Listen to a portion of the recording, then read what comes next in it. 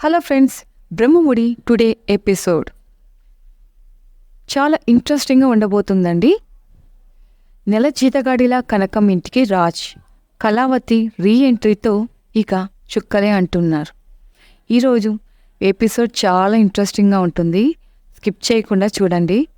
ఇక రాజ్కి తిప్పలు తప్పవని అనిపిస్తోంది. కమింగ్ అప్ చూస్తుంటే కళావతి అత్తింటికి వచ్చేసింది. అయితే రాజ్కి కొమ్ములు కూరలు పీకి మరీ కళావతి బుద్ధి చెప్పింది. ఈ క్రమంలోనే ఈరోజు స్టోరీ చాలా ఇంట్రెస్టింగ్గా ఉండబోతుంది. అపర్ణాదేవి అల్లాడిపోతుంటే కనకం మాత్రం బిక్కముఖం వేసింది. అసలేం జరిగింది, ఆ వివరాలన్నీ కూడా ఈరోజు మనం ఈ ఎపిసోడ్లో తెలుసుకుందాం. రాజ్ రగిలిపోతూ కళావతి ఇంటికి రావడం, అక్కడ కళావతిని రాజ్ రగిలిపోతూ దీపం వెలిగించడానికి రావమ్మ మహాలక్ష్మి అంటూ వెటకారం చేయడం తెలిసిందే. ఈ క్రమంలోనే కావ్య రాను అంటుంది. ఎప్పటికీ అదే మాట మీదుండు, నువ్వు రాకపోతే నేనేం చేస్తాను, మా అమ్మతో తిట్లు తింటాను, వెళ్తాను అంటాడు రాజ్. వెళ్ళి రాకండి అంటుంది కావ్య. ఇక కనకం కృష్ణమూర్తి లోపల నుంచి వాళ్ళ మాటలు విని కంగారుగా బయటకు వస్తారు. నేను వెళ్ళొస్తాను అని చెప్పలేదు అంటాడు రాజ్ కోపంగా. మంచిది అంటుంది కావ్య. నేను బుద్ధి లేక వచ్చానే అంటాడు రాజ్ రగిలిపోతూ. అవును అంటుంది కావ్య. అవునా అంటాడు రాజ్ కోపంగా. ఇది కూడా మీరు చెబితేనే తెలిసింది, ఇంకోసారి బుద్ధిగా ఇంట్లోనే ఉండండి, వెళ్ళండి అనేస్తుంది కళావతి బొమ్మలకు రంగులు వేసుకుంటూ. అప్పటికే కనకం కృష్ణమూర్తి బయటకు రావడం చూసి, మీ అమ్మాయికి చెప్పండి ఇంకెప్పుడు ఈ ఇంటి గడప తొక్కను అని అంటాడు రాజ్. వెంటనే కళావతి, సరే మీ అమ్మగారికి చెప్పండి, నేనెప్పుడు జీవితంలో ఆ ఇంటి గడప తొక్కను అంటుంది. రాజ్ వెళ్ళిపోతాడు కోపంగా. అపర్ణాదేవి మాటలు గుర్తొచ్చి ఆగి వెంటనే కనకం కోపంగా కావ్య ముందుకు వెళ్ళి, ఒసేవు ఏంటే ఇది అంటుంది. నా జీవితం అంటుంది కావ్య. నువ్వైనా తగ్గొచ్చు కదా అంటుంది కనకం. ఆయన మనసులో ప్రేముంటే తగ్గేదాన్నమ్మా అనేసి కావ్య వీధిలోంచి బయటికి వెళ్ళిపోయి అక్కడే కూర్చుంటుంది బాధపడుతూ. ఇంతలో రాజ్కి అపర్ణాదేవులు మాటలు గుర్తొస్తాయన్నమాట. నువ్వు వెళ్ళినా నా కోడల్ని తీసుకునిరా, నీదే తప్పు అని అపర్ణ మాటలు గుర్తు రాగానే ఆవేశంగా కారులోకి వెళ్ళి చెక్బుక్ పట్టుకుని మళ్ళీ వెనక్కి వచ్చేస్తాడు. అప్పటికీ కనకం కృష్ణమూర్తి వాళ్ళు గుమ్మం దగ్గరే ఉంటారు. రాజ్ కోపంగా వాళ్ళను ఓ చూపు చూసి కళావతి కూర్చుని దగ్గరికి వెళ్తాడు. అద్భుతమైన ఆఫర్. కావ్య రాజుని చూసి, మీరు అనాల్సిన మాటలు ఏమైనా మిగిలాయా అంటుంది. నువ్వు వదలాల్సిన తోటాలు ఏమైనా ఉంటే పక్కన పెట్టు అంటాడు రాజ్. పెట్టి అంటుంది కావ్య.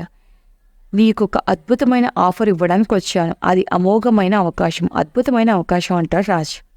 ముందు అదేంటో చెప్పండి, అద్భుతమో లేక అడ్డమైన చెత్త ఆఫరో నేను డిసైడ్ చేస్తాను అంటుంది కావ్య.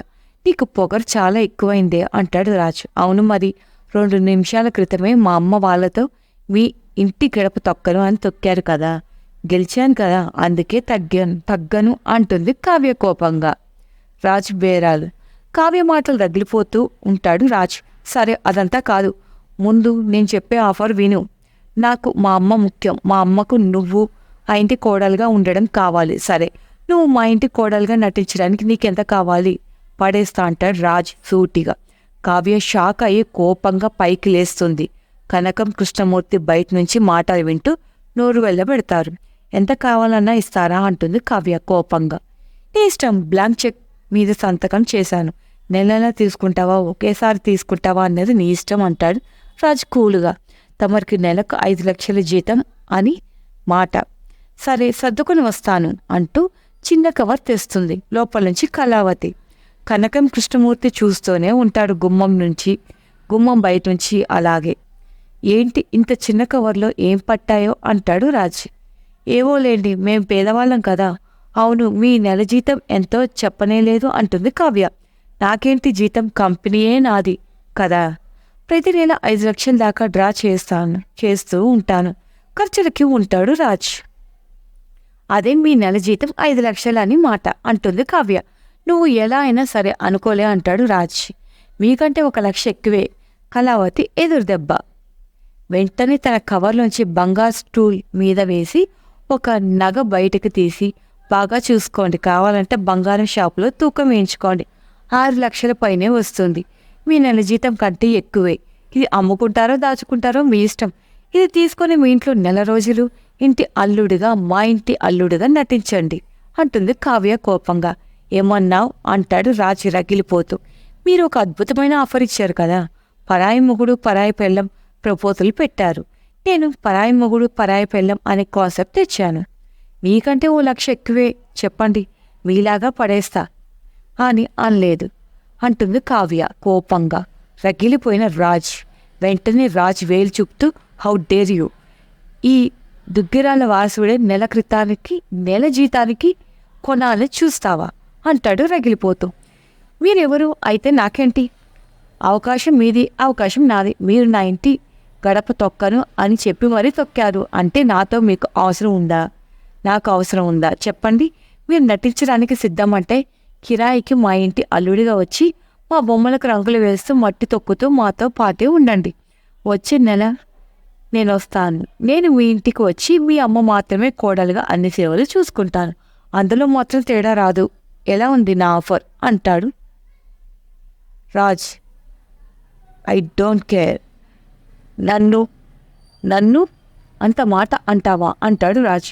నేను నన్ను అంతే మాట అన్నారు కదా అంటుంది కావ్య. నువ్వు నేను ఒకటేనా అంటాడు రాజ్. ఏం మీ కొమ్ములు ఎక్స్ట్రా ఉన్నాయా? మీరు నేను ఒకటే. ప్రతి మనిషికి ఆత్మగౌరవం అనేది ఉంటుంది. అది దెబ్బతింటే మొగుడైతే ఏంటి, దుగ్గిరాల వారసుడైతే ఏంటి. సింపుల్గా ఐ డోంట్ కేర్ అంటుంది కావ్య. వెంటనే రాజ్ చేతిలో చెక్ని నలిపి పారేస్తూ, నేను మా అమ్మ కోసం 100 మెట్లు దిగి వచ్చాను, ఇక రాను అంటాడు కోపంగా. Thank you. మీరు అనవసరంగా మెట్లు ఎక్కి దిగడం వల్ల ఆయాసం రొప్పు వస్తున్నాయి. మంచినీళ్ళు ఏమైనా కావాలా అంటుంది కావ్య. కావ్యను వదిలేసి ప్రయాణం. 3 చెరువు నీళ్లు గ్లాసులో పడ్డావు లేండి, నేను తాగించాను అంటుంది కావ్య. హే, నీతో ఇంతసేపు తలుచుకుంటే నాకే అంటూ రాచి రగిలిపోతుంటే, సిగ్గుపడుతూ వెళ్ళండి. ఇంకొక క్షణం మీరు నోరు జారితే ఇక్కడే ఉంటే మీరు ఎన్ని మాటలు అంటారు, నేను అంతకంటే ఎక్కువ అనాల్సి వస్తుంది అంటూ రగిలిపోతుంది. నాకు అంతా అంటుంది కావ్య. చీ అని రగిలిపోతూ అక్కడి నుంచి బయలుదేరిపోతాడు రాజ్. గుమ్మం దగ్గర కనకం కృష్ణమూర్తి కాస్త దూరం జరిగి వినలేనట్లుగా మౌనంగా నిలబడిపోతారన్నమాట. విన్నారా? మొత్తం విన్నారా? ఇక రాజ్ అప్పుడే గుమ్మం ఆగి, విన్నారా?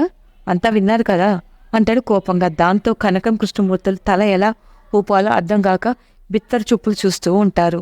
సమయంలో కనకం నవ్వు తెప్పిస్తుంది ఆమె మాటలతో బాగా అంటూ కావ్య వాళ్ళ వైపు చూసి రగిలిపోతూ కారు దగ్గరికి వెళ్ళిపోతాడు. కారు ఎక్కి ఇంటికి వెళ్ళిపోతాడు అనమాట రాజ్.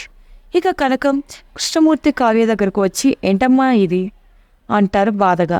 పెళ్ళాన్ని కిరాయికే రమ్మని భర్త మీద ఇంతకన్నా సంస్కారవంతమైన తిరగబట్టం నాకు రాదు. చల్లటి నీళ్లతో తలస్నానం చేస్తే తప్ప నా మంట చల్లారేలా లేదు అంటూ కావ్య లోపలికి వెళ్ళిపోతుంది. రాహుల్ మరొక వైపు కావ్యాన్ని తీసుకురావాలని దుగ్గిరాల వారు రాజ్ కోసం ఎదురు చూస్తుంటే రుద్రాని రాహుల్ మనసులో భయపడుతూ ఉంటారు. రాజు ఎక్కడ కావ్యాన్ని తీసుకొస్తాడు అని.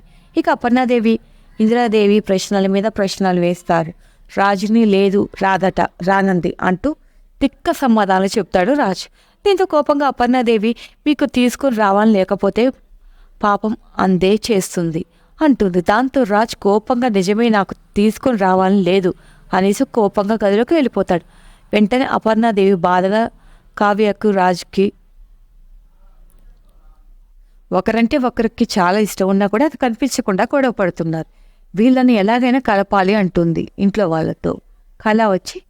కళావతి వచ్చేసిందో.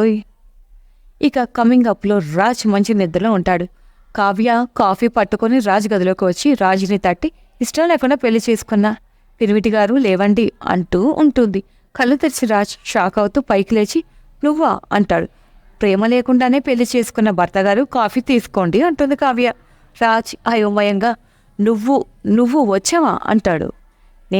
నేనే వచ్చాను అంటుంది కావ్య. ఓహో, నిన్న నేను మాట్లాడిన మాటలకు భయపడి బాధపడి బెదిరిపోయి హడలిపోయి వచ్చి